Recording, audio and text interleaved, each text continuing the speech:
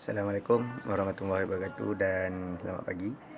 Okey, so hari ini kita akan tengok berkenaan dengan chapter yang keempat dalam ICE awak. Okey, iaitu engine criteria and comparison lah. So daripada chapter 4 ni awak akan tahu macam mana nak settlekan problem, calculation lah senang cerita. Dan juga macam mana untuk demonstrate new skill lah. Okay, so untuk terms yang ada, so kalau kita tengok for indicated power, definisi dia adalah work done by the gas of the piston as evaluated from indicator diagram obtained from the engine. So dekat sini dia adalah rate of work done ataupun kerja yang dihasilkan oleh gas di atas piston, okay, yang di atas piston yang didapati daripada indicator diagram daripada sesebuah engine tu lah, ataupun panggil IP, indicated power. Okay, next adalah brake power. Brake power ni bukan kuasa membrake final tiap-tiap semester 8 tahun dah saya subjek ni. Sama je, semua brake power tu kuasa membrake. Ni bukan kuasa membrake. Okay, dia adalah indicator power output, indicated power output, yang mana kuasa tu dihasilkan di dalam engine silinder.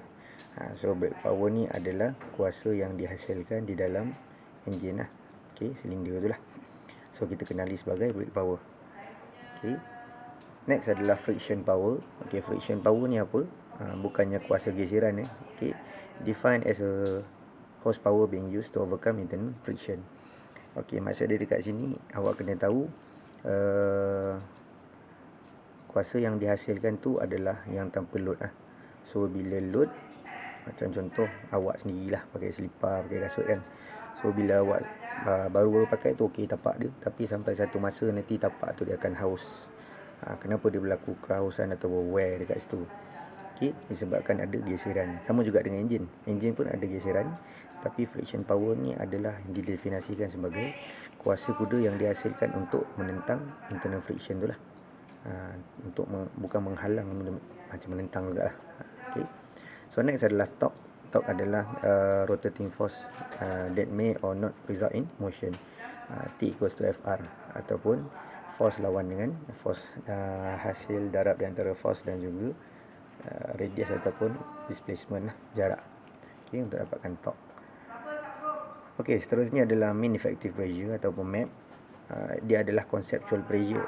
Okay, conceptual ni maksud dia apa? Konsep lah. Konsep tu definisi dia adalah contoh macam pernah tengok konsep car.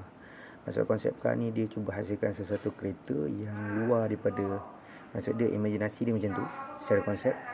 Okay, tetapi bila keluar yang actual, tak semestinya design yang digunakan pakai tu 100% sama macam design yang konsep tu. So yang ni adalah konsep. Okay, defined as the height of rectangle on a pressure volume diagram having an area equals to that of the air standard cycle drawn in the same diagram. Okay, kalau awak tengok diagram ni, ini okay, dia sama macam PV diagram yang kita belajar sebelum ni, tapi itu secara teori lah, teori. Okay, ini secara konsep macam ni pula bentuk dia. Okay. Okay, next adalah specific fuel consumption ataupun SFC. Definition dia adalah mass of fuel consumed per kilowatt developed per hour. Okay, maksud dia dekat sini berapa berat minyak yang digunakan per kilowatt dalam masa 1 jam. Berapa, senang cerita consumption lah, berapa banyak penggunaan minyak yang awak pakai lah. Okay, it's a criterion of economical power production lah sini. Okay, next. Okay, kriteria dia adalah in order to different type of engine or different engine of the same type may be compared, certain performance criteria must be defined. Maksud dia kat sini ada beberapa kriteria yang perlu kita tahulah. They are obtained by measurement of the quantities concerned during bench test and calculation. It is by standard procedure. So macam mana kita nak tahu kita punya sesuatu kenderaan performance dia? Okay, nampak gambar tu. Itu adalah di antara metod yang kita boleh guna pakai untuk dapatkan result lah. Okay. Nama dia kita panggil sebagai dynamometer. Ataupun zaman sekarang ni orang semua panggil dyno. Itulah nama dia adalah dynamometer. Okay, apa fungsi dynamometer ni?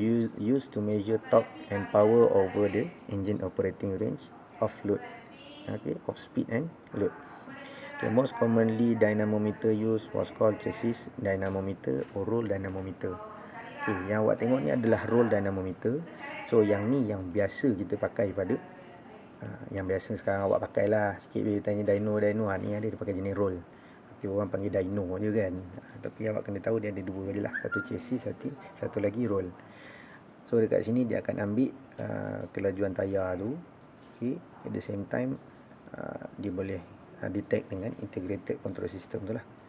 Okay, so biasanya dia akan cocok dengan komputer ataupun laptop lah untuk ditrace beberapa kriteria ataupun beberapa ciri-ciri yang diperlukan lah.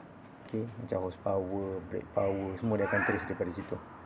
Okay, next adalah indicated power yang saya dah explain tadi, defined as the work done by the combustion gases on the piston lah. Okay, it is evaluated based on the indicator PV diagram during engine testing. Kebiasaannya sebelum sesebuah kereta ataupun kenderaan dihasilkan, dia kena buat testing lah. So dia buat testing untuk dapatkan semua benda ni. Okay, so indicated power, okay, bermula dengan rumus yang paling awak suka kan. Okay, indicated power kita ada dua, satu untuk 2 stroke dan satu lagi untuk 4 stroke. Okay, so untuk 2 stroke dia punya rumus dia IP equals to Imap darab dengan A, L besar, N kecil. Okay, Imap tu adalah indicated mean effective pressure, A adalah area of piston, L adalah length of stroke of the piston, N besar rotational speed ataupun awak punya RPM, dan N kecil adalah bilangan silinder. Okay, so untuk 4 stroke engine sama juga rumus dia, Imap darab A, L, N bahagi dengan 2. Kalau nak senang sebenarnya Imap darab LAN. Ada tu maksud dia ada N besar, N kecil lah.